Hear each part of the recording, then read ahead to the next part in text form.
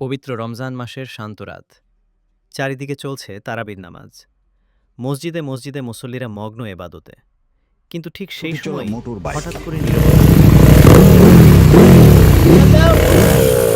ঘটনা ঘটনাটি রাজশাহী নগরীর মেহেরচণ্ডী ফ্লাইওভার ও রুয়েট সংলগ্ন এলাকার। গত বুধবার রাতে যখন পুরো এলাকা নামাজে ব্যস্ত, তখনই একদল তরুণ শুরু করে বেপরোয়া বাইক রেসিং আর স্ট্যান্ডবাজি।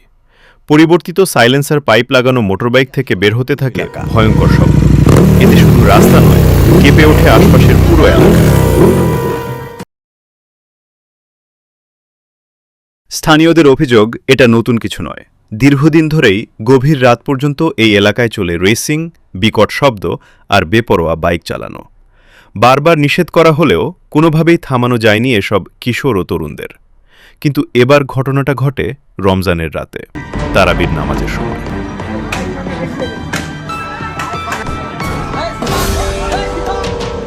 মসজিদে এবাদতে বিঘ্ন ঘটায় ক্ষোভ জমতে থাকে মানুষের মনে।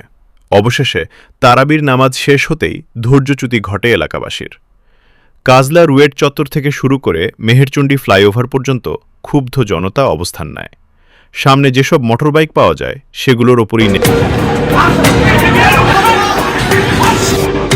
মসজিদে এবাদতে বিঘ্ন ঘটায় ক্ষোভ জমতে থাকে মানুষের মনে।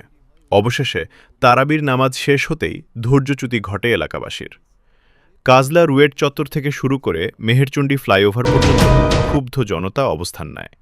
সামনে যেসব মোটরবাইক পাওয়া যায় সেগুলোর ওপরই নেমে আসে জনতার রোষ। কয়েকটি মোটরসাইকেল ভাঙচুর করা হয়। প্রায় আধা ঘণ্টা ধরে এলাকায় তৈরি হয় উত্তেজনাপূর্ণ পরিস্থিতি।